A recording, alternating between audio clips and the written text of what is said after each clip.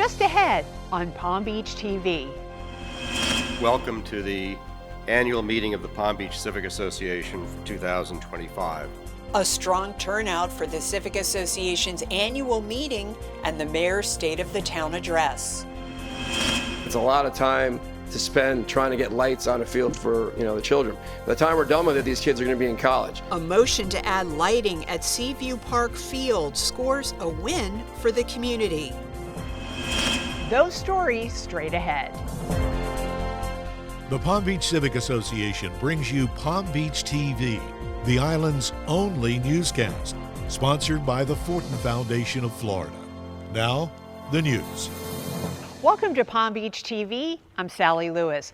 And just like that, another impactful season comes to a close with the 81st annual meeting and State of the Town address. I would like to call the April 7th, 2025 annual meeting of the Palm Beach Civic Association to order. Over 250 people, including the mayor, town council, town staff, police and fire chiefs, Civic Association members, sponsors, and students attended the 81st annual meeting at the Flagler Museum. Oh, say, can you see by the dawn's early... Lauren Carroll of Palm Beach Opera opened the meeting with a soaring performance of the national anthem. The Year in Review video was presented, highlighting the impactful topics of the season, water and traffic, along with an overview of the globally recognized speakers and celebrations during the 2024-2025 season. The Civic Association's treasurer, Michael Ainsley, presented the financial report. I'm pleased to report that the Civic Association will finish our year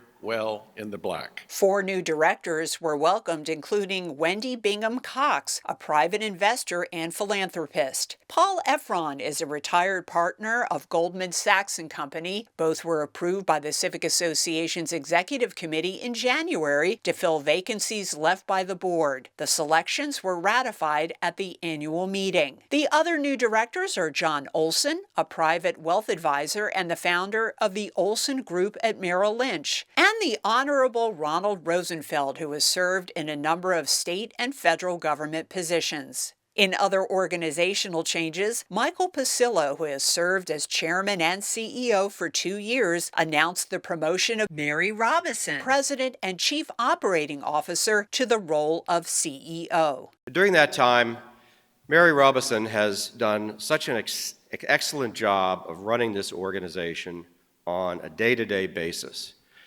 that I felt that the position of CEO, Chief Executive Officer, really was a position that Mary was already fulfilling.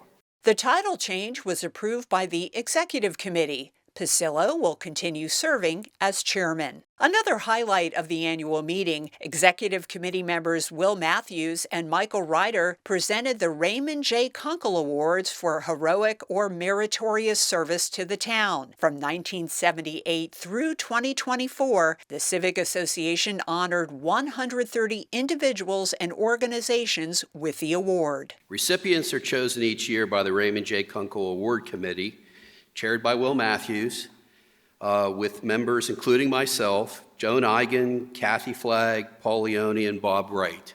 The 3 recipients are Palm Beach Police Detective Giselle Beto, Palm Beach resident Minnie Pulitzer, and the Beach Club's pool deck supervisor, Robert Young. Beto was honored for her superb detective work securing a sexual offender's arrest and helping bring justice to multiple victims. I love going to work every day. I love the people I work with, and I love the community I work for. But my inspiration is basically helping people. Minnie Pulitzer, daughter of the late Palm Beach designer and resident Lily Pulitzer, noticed a surfer yelling for help while walking on the beach with her sister this past January. All of a sudden we see a surfboard wash in on the beach, and we run down to the board and we can see a guy flailing out there, and we're like, "Are you okay?" And he's screaming, "Help, help." So I looked at Liza, threw off my raincoat, my sneakers, my sweater, grabbed his board, and just started paddling out. Lost the board about a third of the way out. It washed back to the beach and just kept going. Got under a whole bunch of waves and we were able to lock arms and then make it back. And Robert Young, who saved the life of a choking victim on November 20th at the Beach Club. Young received CPR and first aid training through Palm Beach Fire Rescue's joint venture with the Civic Association's Healthcare Committee to provide life-saving skills at restaurants and clubs across the island. In a letter to the Civic Association's Kunkel Committee, Loy Anderson wrote that Robert Young's calm and decisive action saved his mother, Inger Anderson's life. My family and I are profoundly grateful, he said, not just for Robert's quick thinking, but for the humility and grace with which he handled the situation. And a tradition going back many years, the mayor's State of the Town address. To say it's been a busy year here in the town of Palm Beach would sort of be an understatement. But the town is in good shape.